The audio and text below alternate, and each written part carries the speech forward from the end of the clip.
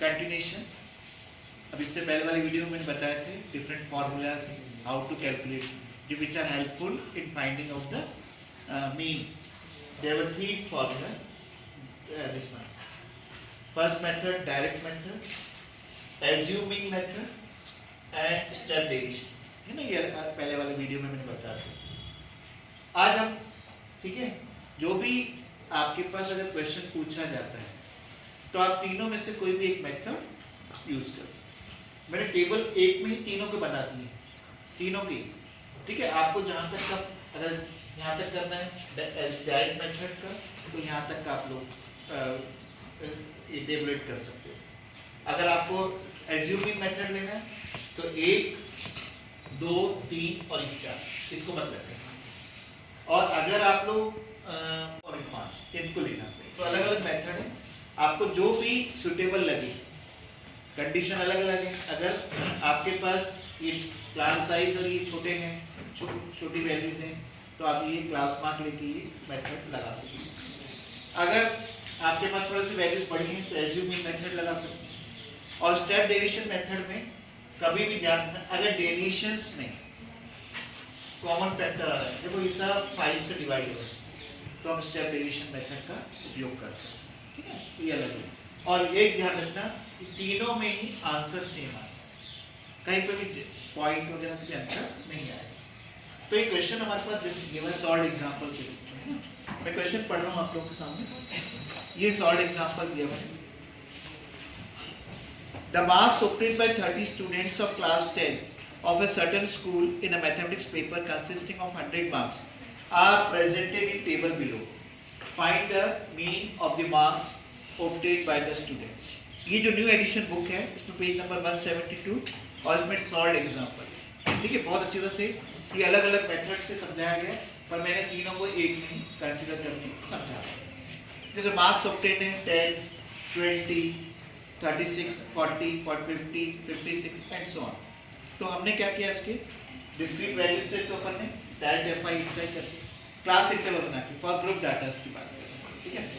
ये group data बना के क्या करेंगे, 10 बिलो 25 कितने बचे, 2, 25 बिलो 40 3, 40 बिलो 40 55 7, 55 बिलो 70 6, 70 बिलो 85 6 है, 85 बिलो 100 कितना 6। ये आपके पास जो डिस्क्रीट वे में किया था हमने उसको टैबुलेट किया इसमें ग्रुप डाटा के क्लास इंटरवल्स के कि कौन कौन सी वैल्यूज जैसे 10 और 25 के बीच में बिलो 25 जितनी वैल्यूज है उसकी फ्रीक्वेंसी अगर हमने टैबुलेट की तो कितना है, 2 आएगा।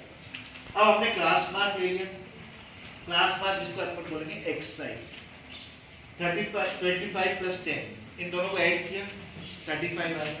35 का ऐड कितना होगा, 17, 40 और 25 65 इसका आप होगा 32.5, 55 एंड 40 इसका आ जाएगा आपके पास हाफ आ जाएगा 47.5। तो क्लास मार्क एक्चुअली क्या है, ये upper limit plus lower limit of that particular class whole upon 2, ठीक है।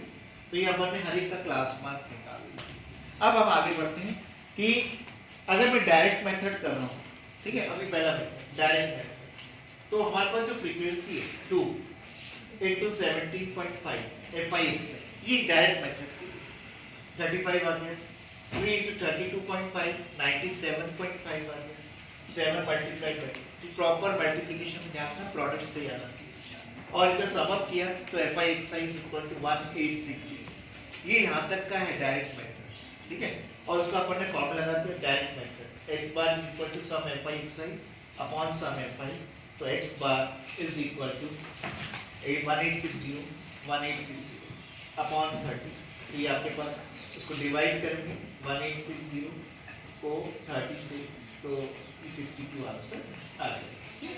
तो ये आपका पहला आंसर डायरेक्ट मेथड से है। सपोज वैल्यूज थोड़ी बड़ी है मान लेंगे, तो हम क्या करेंगे इसको एज्यूमिंग मेथड से। अब आप क्या करते हैं, 1 2 कॉलम तो वैसे रखें, तीसरा ये वाला कॉलम भी सेम रहेगा। अब इसमें जो एज्यूमिंग निकालना है, एज्यूम में तो वैल्यूज देखो 1 2 3 4 5 6, 6 का आधा कितना होगा 3, तो थर्ड प्लेस पर जो वैल्यूज है उसको बोलेंगे a मानेंगे इज इक्वल टू a मानेंगे, क्लियर। तो ये आ गया 47.5। अब अपन ने नया कॉलम बनाया DI, डेविएशन। डेविएशन क्या होता है? XI minus E, XI minus E या XI माइनस E 47.5। तो हर डिस्क्रीट वैल्यू को हमने 47.5, ठीक है, इनमें से 47.5 माइनस कर, तो नेगेटिव वैल्यू भी आएगी, घबराना नहीं इसका, ठीक है। 17.5 माइनस 47.5 ये आ जाएगा -30। फिर आपने 32.5 को 47.5 से सब्ट्रैक्ट किया तो -15, फिर आएगा 47.5 को 47.5 से, एक वैल्यू जीरो आएगी 100%। क्यों? ऊपर वाले नेगेटिव है, फिर जीरो आएगी, फिर पॉजिटिव है। ये इसकी विशेषता है, ध्यान रखना। क्योंकि अपन ने सेम नंबर को एज्यूम मीन को उसमें थर्ड प्लेस पर, यहाँ पे जो प्लेस पर था उसको अपन ने माइनस किया। 47.5 माइनस 47.5 जीरो, 62.5 माइनस, अब ये पॉजिटिव वैल्यूज आ गई, इसको कोई ऐड करने की जरूरत नहीं। अब हम FI DI कर रहे हैं, डेविएशन। तो FI आपके पास है 2 इनटू डेविएशन है -30, कितना आ गया? -60, ठीक है। इसको और इसको मल्टीप्लाई, फिर 3 को अपने इससे मल्टीप्लाई, -50 -45, 7 को 0 से किया तो 0 आया। तो हमने पहले क्या किया? प्लस ये 270, 180 और 90 इन तीनों को ऐड कर लिया, ठीक है। और उसमें से ये 60 और 45 मतलब 105, तो इनकी जो वैल्यूज आएगी उसमें से 105 माइनस किया तो आ जाएगा sum FI DI is equal to 435, ठीक है। अब फॉर्मूला ऑलरेडी अपन डिस्कस कर चुके हैं कि एज्यूम मीन मेथड में यहाँ पे एक जो भी एज्यूम मीन दिया है x bar is equal to a plus sum FI DI upon sum FI। a कितना था? 47.5 प्लस सम FI DI, इस सम FI DI 435 अपॉन 30, ये आ जाएगा 47.5 और इसका जो क्वोशिएंट आएगा 14.5, ठीक है। तो आंसर इसको ऐड किया तो कितना आएगा? 62। देखो पहला केस भी 62, सेकंड केस भी 62, थर्ड भी 62 आएगा। मीन हमेशा किसी मेथड से करोगे आपको जो उचित लगे, पर ध्यान रखना अगर डेविएशन में कॉमन फैक्टर है तो स्टेप डेविएशन मेथड लगा सकते। अब आपके पास जो नया है, ठीक है, अब आपसे बोला केवल स्टेप डेविएशन मेथड करना है, तो पहला कॉलम, दूसरा, ये तीसरा और ये चौथा, ये चौथा और ये पांच कॉलम है। अब UI निकालेंगे। UI क्या है? Deviation upon H। H माने क्लास साइज।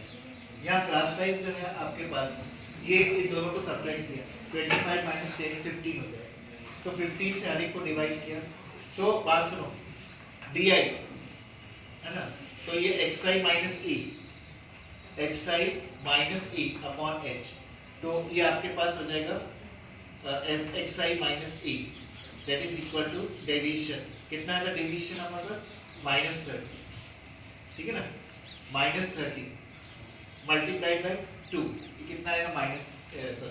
ये आपके पास होल अपॉन H किया तो कितना आएगा? -2। अब आप बोलोगे सर कैसे है -2? XI माइनस E, XI है माइनस A, कितना है? -30 अपॉन H, H कितना था? 15, तो -30 अपॉन 15 कितना आ गया? -2 आ गया।